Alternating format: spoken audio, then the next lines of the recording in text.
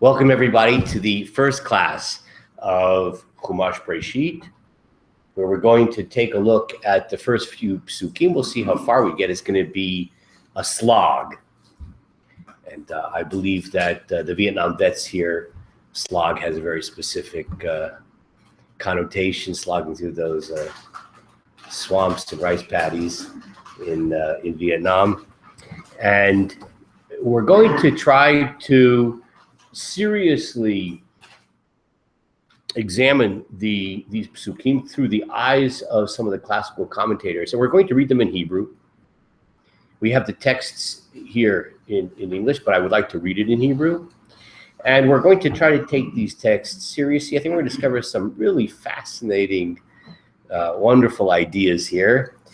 And it may even elucidate the meaning of the Torah, at least these first few psukim. Okay, so let's begin at the beginning. Bereshit bara Elohim et hashamayim v'et haaretz. In the beginning, God created the heavens and the earth. Probably the most famous verse in the Torah. I think almost anybody could recite that first verse. Now, let's start by thinking about that verse for a second. What kind of questions come to mind when you look at that verse? In the beginning, God created the heavens and the earth. What kind of things, if you take away preconceived notions, anything you learned in the past, what kind of questions come to mind in that very first verse? Anybody? Well, I would think that the earth must be very important because the universe and the heavens are vast. Mm-hmm. You know, and the earth is relatively small. So it's kind of a contrast, and you look at it both ways, that the earth is might be insignificant. Oh, but I it plays see. a prominent role in all I the see. creation So you're process. saying that Shamayim evokes some type of celestial or space, the cosmos. That's huge. And then presumably Aretz is planet Earth. That's how you're understanding that. And it kind of equates them, which is interesting because one is gigantic and unlimited, one is rather finite and muddy. So that's a question. Yes. Any other? Let's not answer anything right now. Just questions. Yes. What preceded the beginning? Okay. So, people lose their place in the world to come by asking questions like that. So what was before this? As a joke. What was before this? Right? In the beginning, God created the heavens and earth. Was there anything? Is there any prehistory?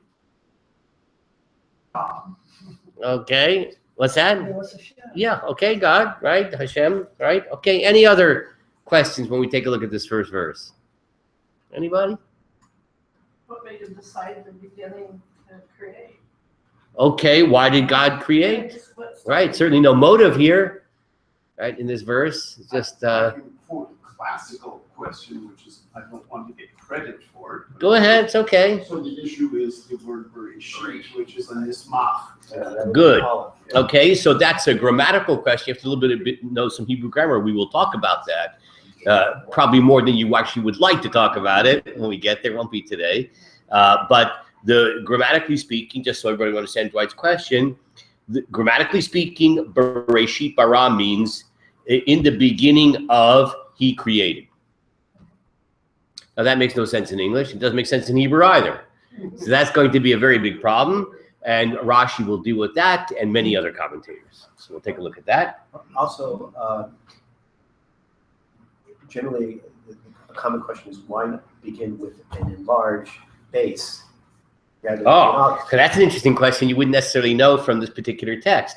So, I didn't hear it. yeah. So you're asking about in a Torah scroll that the letter Bet, which is the first letter of the first word in the Torah, that it's written in a large bold. large. So that's, you wouldn't necessarily know that based upon looking at this printed version, but in a Torah scroll, that's a question. Half the books I have start that way, beginning of each chapter. That's an interesting point. That sometimes even in when type is laid on conventional books, that they'll sort of mark the beginning of something with a large letter. Okay, so but we'll leave that as a question.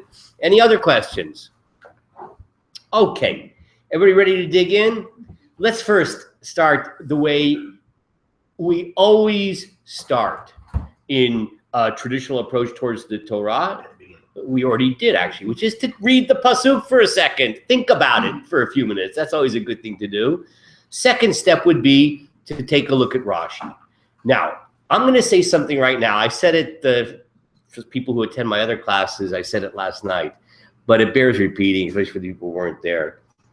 And that is that, Rashi didn't live in the time of Moses. Right? Why is it that, and he's not the first commentator on the Torah. Why is it that he's considered to be so fundamental that that's always the point of reference? By the way, if you take a look at the other commentators whose habit is to refer to their colleagues or predecessors, they also start with Rashi as a point of reference. Ramban, you'll see it. He'll start with Rashi as his point of reference. Rashi is the point of reference. Now the question is why? What made him so great? So I'm going to tell you something that is a little surprising if you're not very familiar with Rashi, but we will become familiar with Rashi, and that is there is almost not an original word in Rashi. Rashi is in fact largely, and I mean overwhelmingly, a paraphrase or direct quote of rabbinic commentary on the Torah. When I say rabbinic, I don't mean your local Orthodox rabbi or conservative Reform rabbi or any other local rabbi. I mean Talmudic. Rashi is an anthology of Talmudic commentary on the Torah. Now, he'll occasionally have grammatical discussions, and that will be Rashi himself, okay? But other than that, it's largely, we'll see it right away here, it's largely quoting or paraphrasing from the oral traditions as collected in the Talmud and Midrashim. Now, why is that significant? That's significant because of a much larger issue, and that is the centrality of our interpretive tradition, right? That we don't approach within classical Judaism the text of the Torah in a vacuum.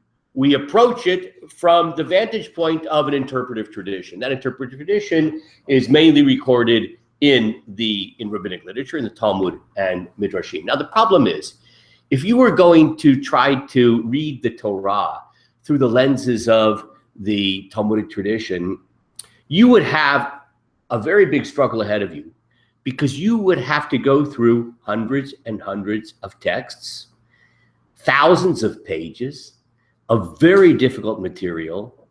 You'd have to rearrange it so that you find out which of those texts discuss which verses in the particular, in the Torah. You'd have to figure out what they say, which is often very difficult. And you have to figure out which ones are more primary and which ones are more secondary. Well, guess who did all that work for you? That's the greatness of Rashi. Rashi, of course, had a tremendous breadth of knowledge of rabbinic literature, and he selectively culls and different passages from the Talmud and Midrashim. He will streamline them often so that it becomes not very tedious. We saw an example last night where he just said in two lines what the original text had in a whole long paragraph, and after 2 lines he just says, as is explained in the Agadah found in the Talmud. So Rashi, the greatness of Rashi is as an anthologizer. Now, there are other aspects too in terms of being a grammarian, etc., but really that is the primary greatness of Rashi. I want to just exemplify that for a second, or to give you an example of that. And that is that there is a halakha that you should every week review the Torah portion. And there's a halakha, you should read every verse twice with the Aramaic translation. That's the halakha. So, Shnayim Mikra, read each verse twice, and the Targum Onkelos, the Aramaic translation. Now, why are we doing it with the Aramaic translation? Because it happens to be that the Aramaic translation is, in fact, a super concise understanding of the verses based on rabbinic tradition, but it's super concise. In other words, Onkelos doesn't quote Midrashim. But whenever there is, where the oral tradition understands a term in a certain way that deviates from literal meaning, you'll see it in Targum Onkelos. So Targum Onkelos is sort of accomplishes the same thing as Rashi, but in a super concise way. Of course, Targum Onkelos for us is a little bit difficult since our Aramaic tends to be weak. And it's also so concise in terms of fleshing out the meaning of the verses. It's a little bit too concise. However, the commentators point out, what if you don't want to learn Onkelos? So say, you can learn Rashi instead. Why? Because it's the same approach. It provides the same benefit. Yes, Dwight? Do we know how Rashi accomplished it? Did he, like nowadays, you think of someone sitting with all kinds of 3x5 cards. Right. And come back to them. Right. And I find it hard to picture, but I also find it hard to picture that somebody could do this all in this day. So the truth of the matter is, probably was a combination of two things. Number one, no printing press. So that means he's relying upon the books that he has are manuscripts. Manuscripts are hard to come by. They're very expensive and they're rare. I want to exemplify how rare manuscripts were and what happens when those few manuscripts don't exist. There's a famous incident which comes from the same milieu as Rashi. So Rashi, of course, lives in France. He dies in 1140. Okay. I think that's right. 1040. 1040, 1103. I'm sorry. 1103. He dies. Now, Rashi represents the finest of Western European Torah scholarship at the time. And his sons-in-law and grandchildren and then their buddies create a whole field, which is often called the Franco-German School of Scholarship. So it's not just limited to France, but also to Germany. It's also what we call the Tosafot in terms of Talmudic scholarship. These are all students in one way or the other of Rashi. Students of students. That whole thing ends. France disappears off the map of scholarship. 200 years later, after Rashi, gone. What happened? The Catholic Church rounded up all the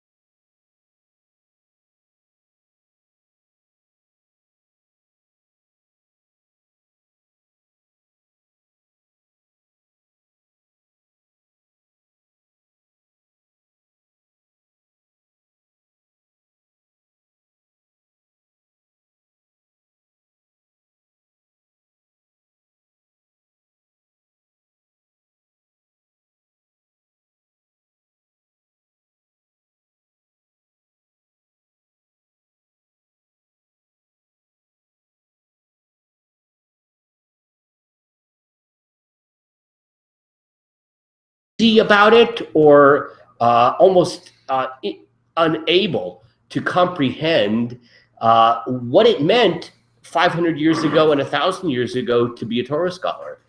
It meant to have massive amounts of information at your fingertips that you've absorbed in a.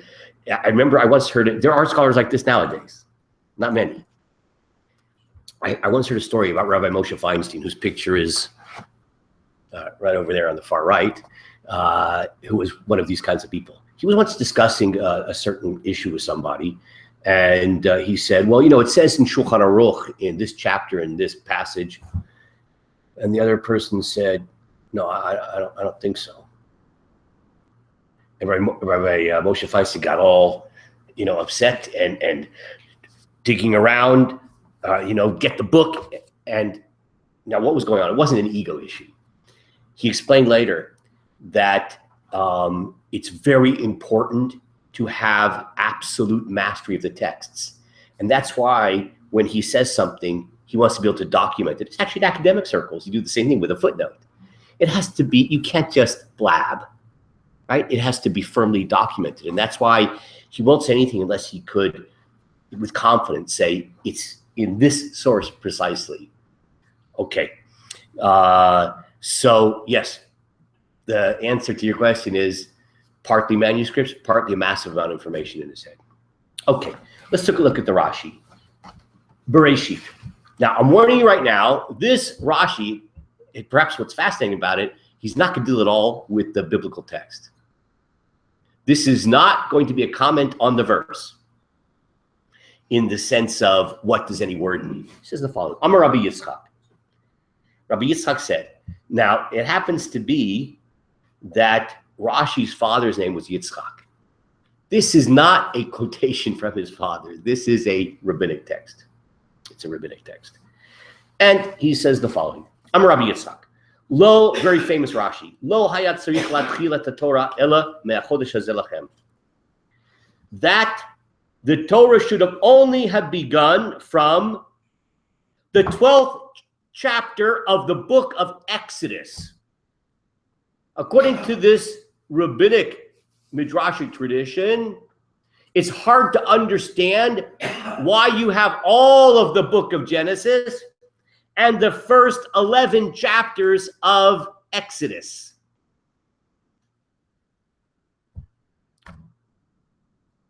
Now, why does it make sense to begin with the second chapter of Exodus, or the 12th chapter, I should say, the second verse, where it says, and this month will be for you the first of the months? So the Midrash explains, Shehi mitzvah rishona shenitztavu ba Yisrael, because this is the first mitzvah that the Jewish people were commanded. Interestingly enough, it happens to be the very first mitzvah that was a commandment to the Jewish people is with reference to how to make the calendar. Strange, but that's the very first mitzvah.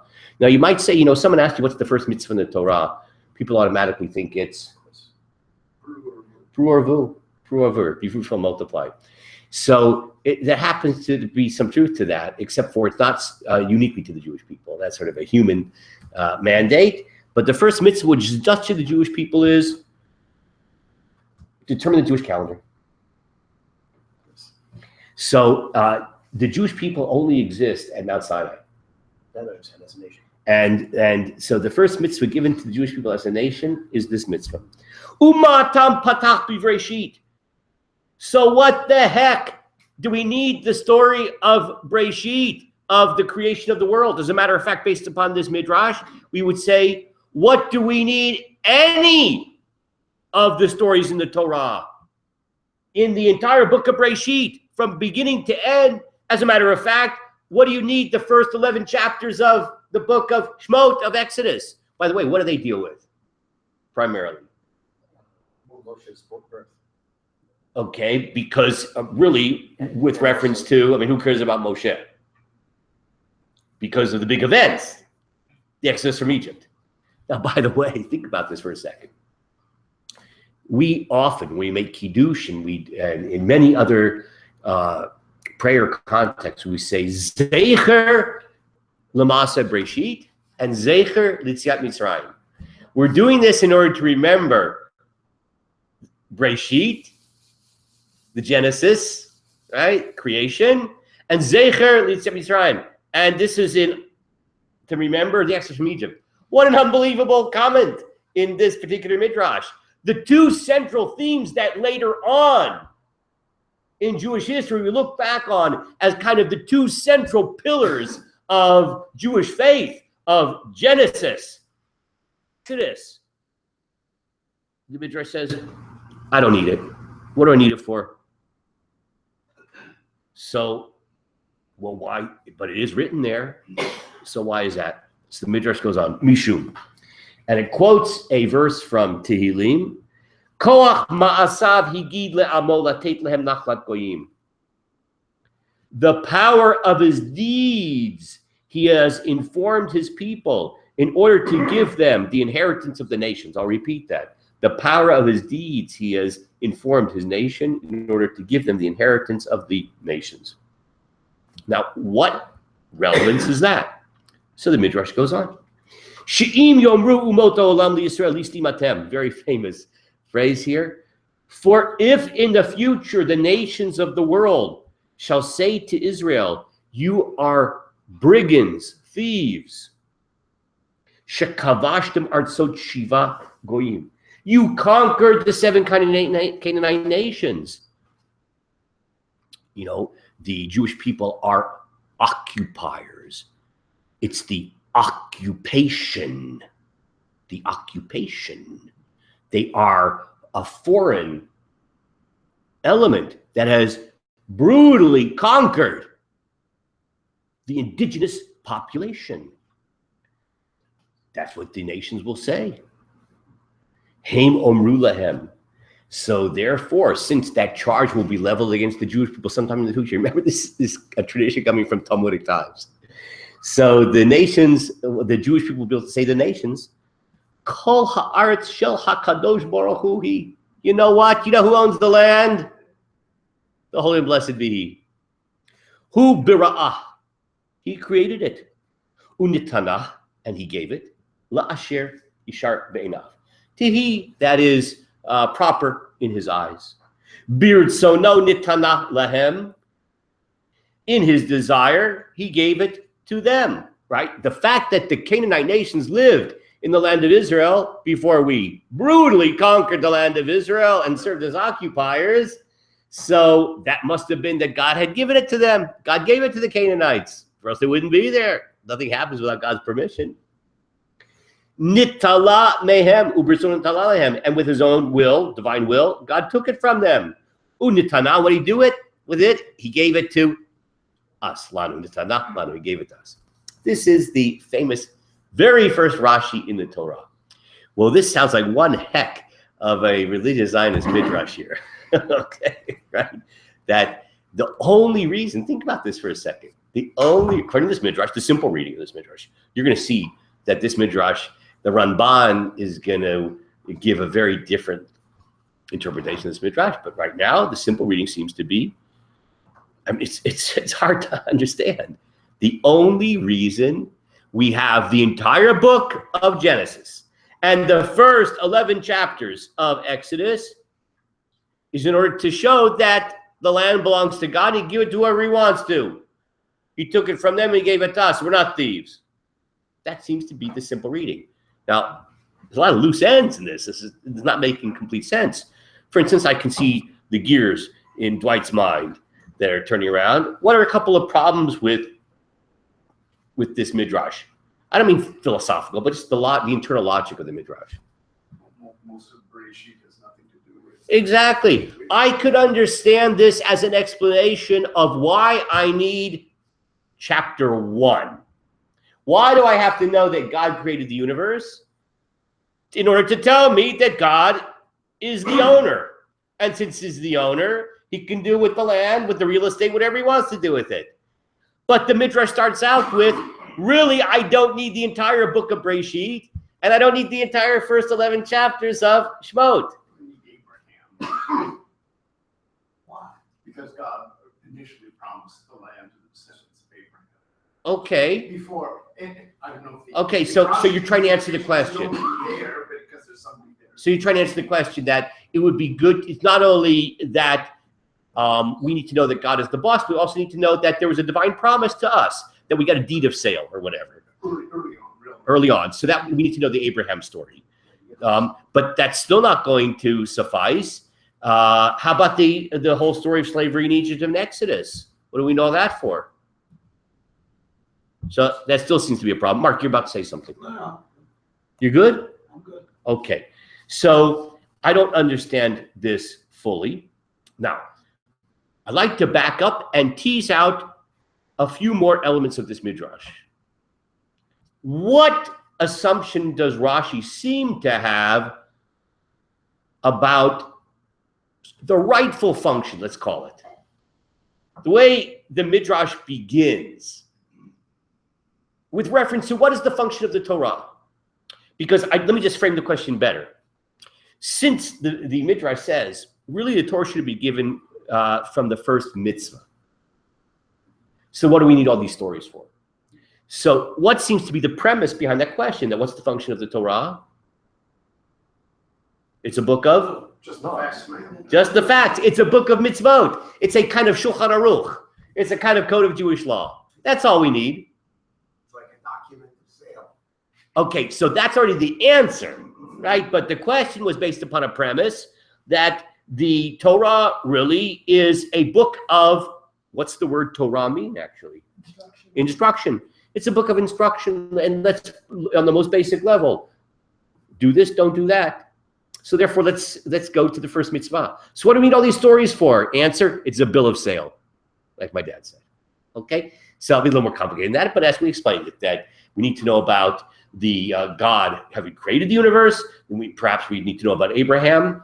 I'm not sure exactly why we need to know a lot of other things there, but that is the answer of the midrash to the question. This is a difficult midrash. I want to ask you one more question. Based upon this, if you were the Israeli ambassador to the United Nations, would you quote this midrash? I mean, isn't that what it says? That people are going to say you're a bunch of thieves, you're a bunch of occupiers. It's the occupation, right? So, right?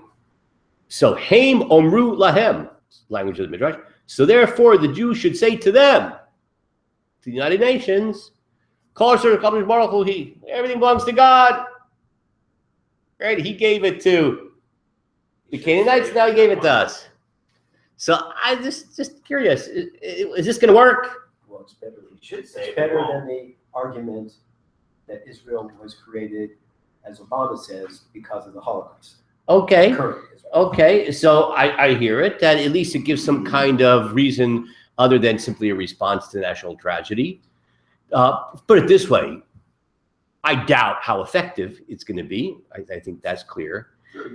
But there's also something else in the language of the Midrash, which I actually think could potentially undermine the whole polemical use of this Midrash. How so? Right, ostensibly, it's saying anybody challenges our ownership, we take out the bill of sale. You see here, the Bible. It says here that God's the boss, right? But when you look at the language of the Midrash, I just want to focus on the last line there.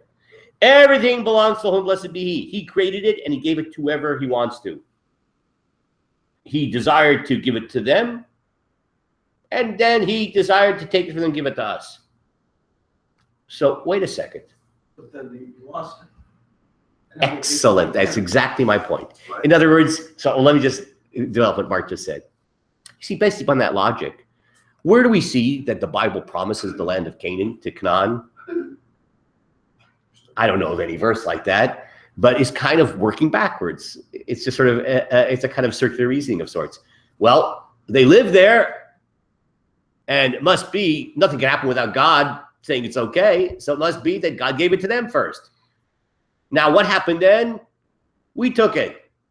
And apparently with, promise to Abraham, etc. But then guess what happened? The Babylonians took it from us. Now, what would you say? I'm sorry? By divine instruction, exactly. So you know what you should say based upon that? We'll just continue the Midrash. God desired to give it to the Canaanites, gave it to them. He decided to take it away from them and give it to us. He did that. God decided to take it away from us. He gave it to the Babylonians. Okay? Then God decided to, you know what? I'll give it to them again under Cyrus. And then God decided to take it away from us and give it to the Romans, and so on and so forth. So this is rather ineffective polemically, because I could certainly imagine a bunch of Yasser Arafats saying that, hey, wait a second, the whole thing belongs to us, and we're going to try to achieve it. And when it does happen, we will. It'll be obvious, at least post facto, that God, in his free will desire, has taken it away from us and given it to Yasser Arafat. Okay, so it's a little bit difficult to understand how this sort of the providential premise behind this midrash, how effective that's going to be. Okay, these are all questions trying to make sense out of this midrash. So this midrash is extremely famous for all kinds of reasons. First of all, it's sort of political relevance, and also happened to be the very first comment in Rashi's. That would make it even famous, for 1,000 years. He also uses the Greek language for these. That's true, that you can see from here, because that's not Rashi, of course. That's from the Midrash itself, and the Midrashim were full of Greek terms. Okay, now what we're going to do, and this is going to be where the slog begins. Is everybody up for this? You got your boots on? Okay, and this is not going to be easy, but it's going to be well worth it. You are going to be able to say Shalom Aleichem to the Ramban after this. You're going to know him. Okay? Get to know his style. So he begins. Breshit bar Elokim. Remember, see where we are? You see the English over there and in the Hebrew? Okay. Amar Rabbi Yitzchak lo hayat tzarich latchil Torah ela me'achodesh zeh lachem she'im mitzvah rishona she'nitzavu b'Yisrael. Matam patach b'Breshit mishum koch b'asa v'yidi lamo. She'im yomeru moto olam listimatem she'kavashtem lachem artzot tzivat avamim. Heim omrim lahem kol ha'aretz shel HaKadosh Baruch Hu hi u'netanah asher yishar beinav v'ritzono natan lahem u'v'ritzono netala mehem u'netana lanu.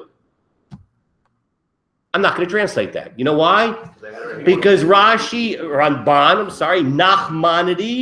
1190 to 1270, Spain, he begins his commentary with a word-for-word quote of Rashi, which of course is actually a midrash. It's not really Rashi. Rashi chose it. Rashi chose it. That's significant. Okay, but it's midrash. And then the Ramban comments, V'zo agada b'lashon kitava Rabbeinu Shlomo b'ferushav. This is an agada in the language that Rabbeinu Shlomo wrote it in his commentary. What did he not assume you had in your hand as you're reading his commentary? Right. You don't have the text of midrash, and you don't have like the fancy nowadays, the Chumash with the commentaries in it, right? Because like nowadays, a lot of times you pick up a text, it'll have, the biblical text and then Rashi and Ramban, etc. So obviously he doesn't think Ramban is a separate book, and Rashi is a separate book, okay? And so he's telling you that it's an Agadah. It comes from the Talmudic time. It's also interesting that he seems to imply it's not a verbatim quote. You see where he seems to imply that? He says basically explicitly, "B'lashon shekatava Rabbeinu Shlomo," in the language which Rabbeinu Shlomo wrote it. Right? Not language in terms of French or Spanish or Latin, but in the paraphrasing. Right. Now the Ramban, of course, he's going to tell us what this really means, this midrash. Part of what he's going to do is say the kind of thing we should all do being good scholars. We're going to say, wait a second, let's go trace this text to the earliest version that we can find. Maybe Rashi's text is not exactly mirroring the more ancient versions of it. Maybe we can learn something. Okay, let's now dig in. The Ramban is going to begin by saying he doesn't understand this midrash at all. This is always the way to begin, because or else, why talk? Why blab? If nothing's bothering you, there's no reason to say anything. So he's going to start out by saying he doesn't understand the midrash. He's going to tell us why he doesn't understand it. And then, of course, what's he going to do after that? He's not going to say, I don't understand it, let's move on. He's going to say, I don't understand it, or I got these problems with it, but let's dig in and we'll try to understand it. And then he'll come up with a very interesting interpretation of this midrash. By the way, sometimes in Talmudic commentary, you do see commentators who say, I don't understand this. And you know what they do? They write, V'tzarich iyun. This needs further investigation. Let's move on. Okay? I'll just tell you a quick story. There was a student in the yeshiva, and he came up to ask his rabbi about a certain commentary from Tosafot, from the Franco-German school of Talmudic commentary. And the rabbi tried to explain what it meant. And the student came back and said, I just don't get it. Can you explain it again? Tried again, didn't work. Kept on coming back. And finally, the rabbi lost his patience. He said, you know what? Take a look at the very last word. It's an abbreviation. That's what I'm trying to get you to see. You see, the very last word in that commentary in the Tosfot says, V'tzarich iyun. This needs further investigation. You see, Tosfot also didn't understand, but they went on. Just go on. So that's a certain methodology in scholarship. At a certain point, it doesn't pay to just sit there. Okay? So let's see what the Ramban has to say. V'yesh lish'ol ba. We have to ask about this particular midrash. Ki tzorach gadol hu lahatchil hator b'freshit bara Elohim. There is, in fact, a great need to begin the Torah with, in the beginning, God created the heaven and the earth. Remember, what's the premise of the midrash? That I don't need the whole book of Breshit, and I don't need half the book of Shemot. He says he doesn't understand that statement. What an absurd statement. There is a great need. What is that great need? Kihu shorash ha'emunah. These passages are the very root of faith, of Jewish belief.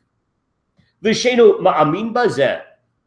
If a person doesn't believe in God created the heaven and the earth, the very first words, v'choshev sholam kadmon, and he thinks that the world is kadmon. Can anybody tell me what the word kadmon here means?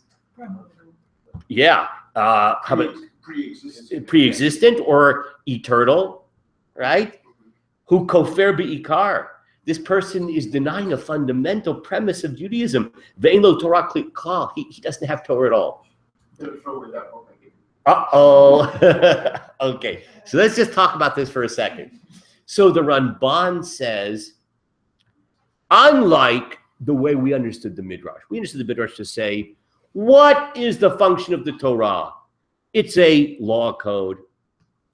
We don't need the stories, right? All this stuff, we don't need it. Just tell me what to do. Thank you.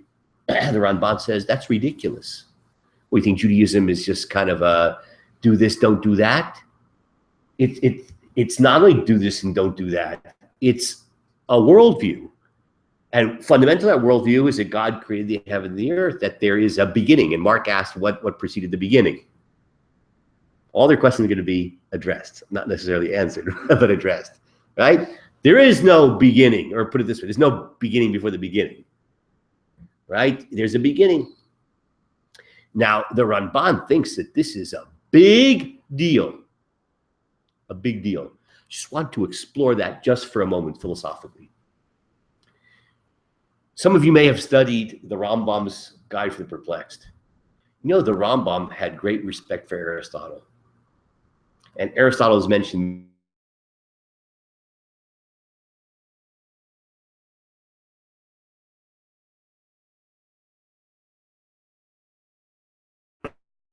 he says to be this. Did matter always exist? Aristotle said yes. Rambam says no, and this is a fundamental belief in Judaism. Now, I want to just try to understand why people make such a big deal out of this. According to the Ramban, it's the very first message in the Torah that the earth is not eternal, that there was a beginning. Can anybody think of why that's so important to know that things didn't always exist? Why it's important? Creator, have to introduce the creator. Good. Because if matter was eternal, then God is essentially what? He is sort of a coexistent with matter. Because let's say God always existed, matter always existed.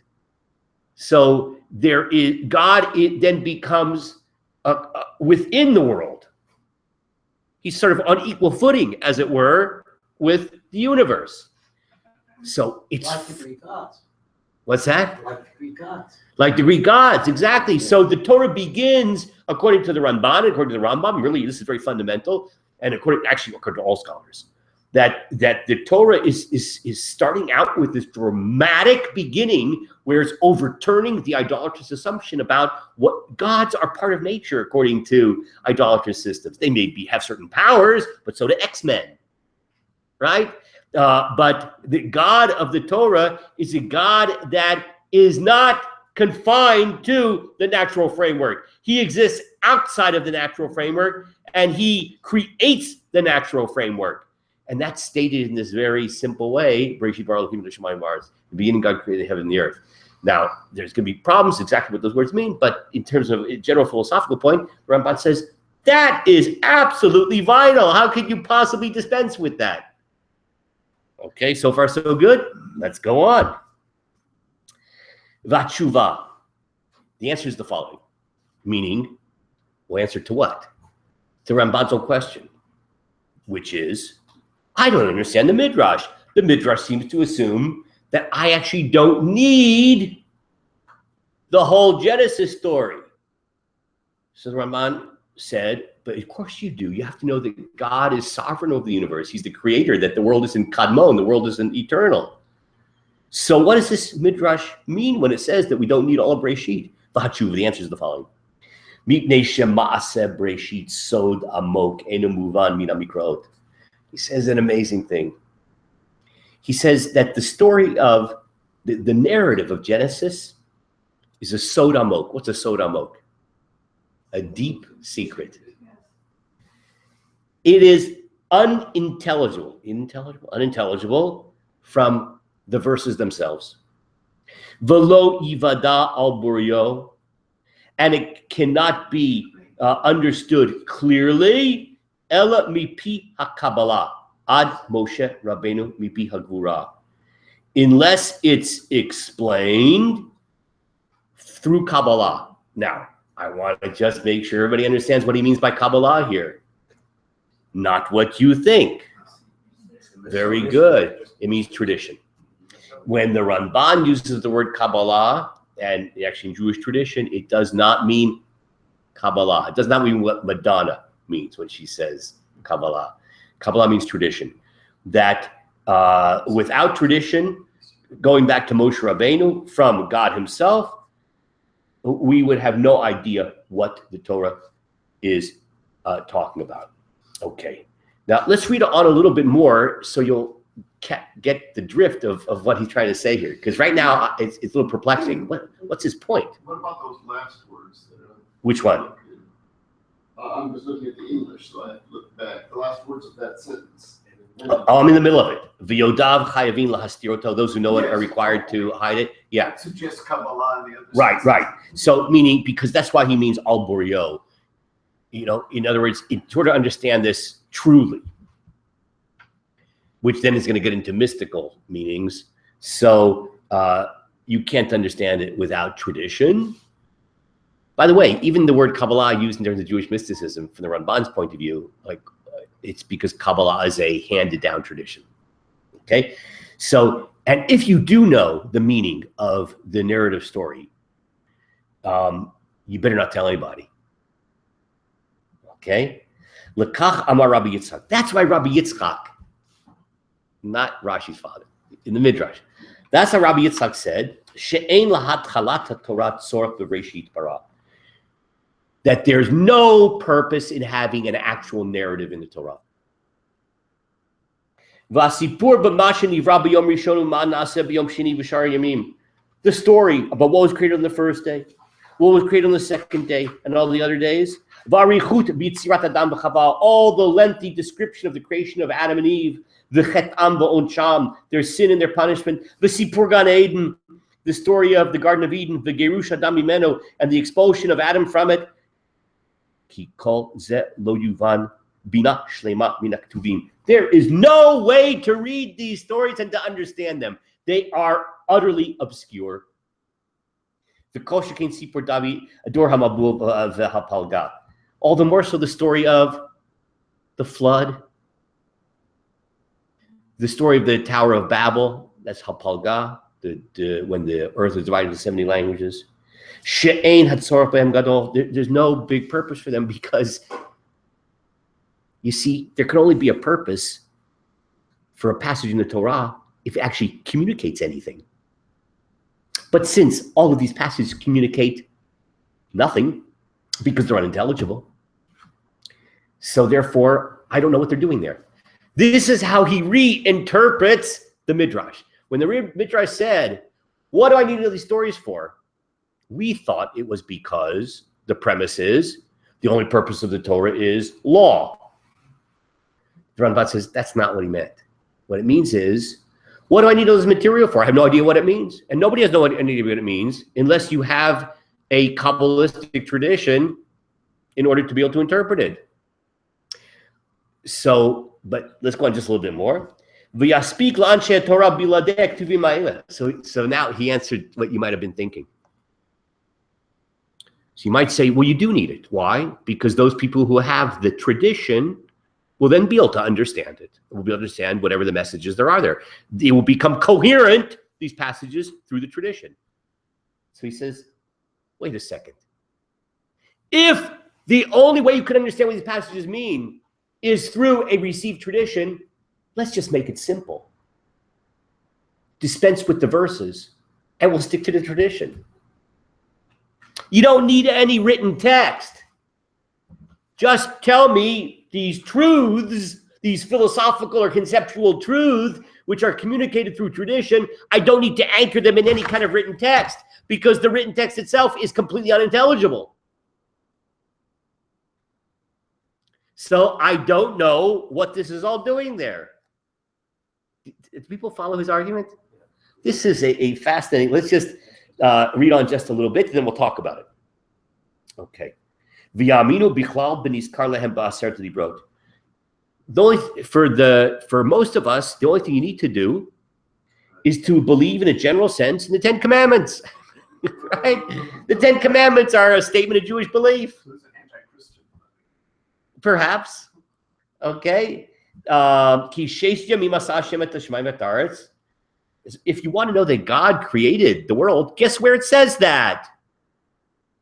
In the Ten Commandments, with reference to the mitzvah of, help me out, Shabbos, Shabbat. So I don't need these obscure creation stories in order to establish that God created the world. Let's skip all this stuff, which is completely unintelligible. It's only intelligible if people have the received tradition. And for them, just have the tradition without the text. The text doesn't add anything. And for us, we'll start with the Ten Commandments, and everything is good. Does he have the tradition? And he's not telling us? Oh, he has the tradition. He's gonna refer to He's not that. going to tell us. You'll see. You'll see.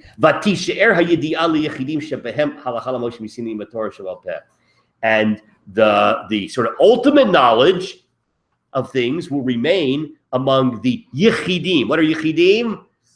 The singular elite. They will know it as a tradition given to Moshe at Sinai as part of the oral law. Okay, let's pause here. Now, what has he done so far? He has, in a very interesting way, reread the question in the Midrash. Right? The Midrash said, what do we need all this stuff for?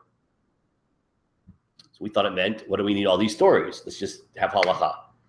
He says, that's not the point. The point is that what do we need this complete unintelligible material? It's impossible to understand what it's about. And those who do know what it's about don't need the text. It's based upon an oral tradition to know what it's about. So just have the oral traditions. And what about fundamentals of Jewish belief? Get it from the Ten Commandments. That's his rereading of the question in the Midrash. Now, the Midrash is going to then give an answer, but that's going to be for next week, and how you'll see how the Ramban, in a very fresh way, Ramban was extraordinarily creative and did not feel obligated to sort of walk in lockstep with sort of a conventional reading of text. This is really amazing. So I want to point out a couple of things here, which I find this Ramban quite consoling and quite revolutionary. Do you realize how this Ramban, in his traditionalist way, is in fact a fundamental rejection of fundamentalism? Because how does a fundamentalist, and I think I'm referring to Christian fundamentalists, and they get very hot under the collar, right? They take out their Bible, right? And they say, it says that the earth was created in 6 days. And on the first day, God did this. And on the second day, God did that. What does it mean? It means what it says. It's literal. Along comes the Ramban and says, I don't know what text of the Bible you have, but I tried to read this, and it's completely incoherent. Think about it. Think about it. Does that make any sense whatsoever? It's incoherent. The only way to understand is through this oral tradition, which is to the elite, right? I think that's an amazing premise of the Ramban. Any comments or questions on anything we've said so far? Well, it in fact mirrors what the Catholic Church was saying for centuries, that any interpretation of the religion was from the hierarchy. Interesting idea. And lay. Interesting idea. I mean, we have the tradition. Right. But their claim, right. God, and, we all go along. That's an interesting point. Right. And the lay people, should read, just do what you. Yeah. There was actually discouraging of I think in Catholic, certainly medieval Catholicism, you don't read the Bible. Like you might come to the wrong conclusion. It'll be a reserve of the intellectual priesthood. And, I mean, that was Luther. Right. Luther was like, that hey, we can read it and we you can. can read it and it means what it says and it says what it means. Yeah. And you don't need the bunch of anybody else. And that's another fascinating historical point that you're making as well, that the Ramban's rejection of literalism is not so much, as it was sort of implicit in our remarks, as an attack on kind of a Catholic approach towards the Bible, because the Catholics do have this idea of a tradition, even though it's obviously not our tradition. But it's really because of Luther and all of the Protestant denominations who had this claim that you could actually understand the Bible by simply opening it up and reading it.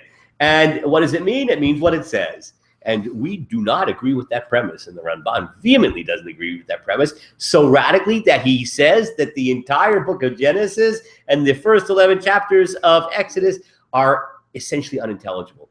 Even stories that we would say, wait a second, the story of the Tower of Babel, that's a coherent narrative.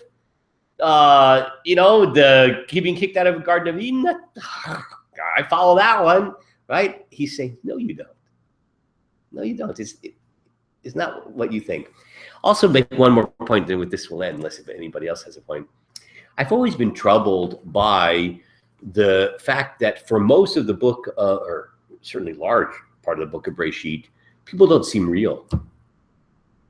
Like, I don't feel like I could go up to Adam and say, Shalom Aleichem, how are you? I've read all about you. I feel like I know you.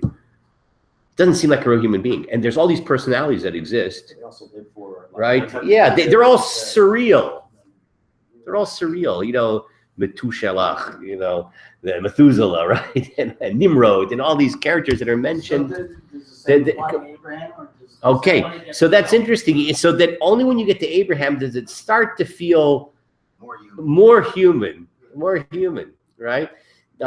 So this is sort of a consolation that the Ramban, at least partially, kind of vindicates that sense that you read these stories and you say, this is not a kind of realistic reflection of kind of normal historical reality. There's something else going on here which is not intelligible through normal interpretive criteria or normal frames of reference. Okay, any other comments or questions based on anything we've said today? What we're going to do next week is we're going to see the Ramban, how he interprets the answer of Rabbi Yitzhak. So why do we need all these stories? Because so far the Ramban has given us a very good reason why we don't need them. See you then.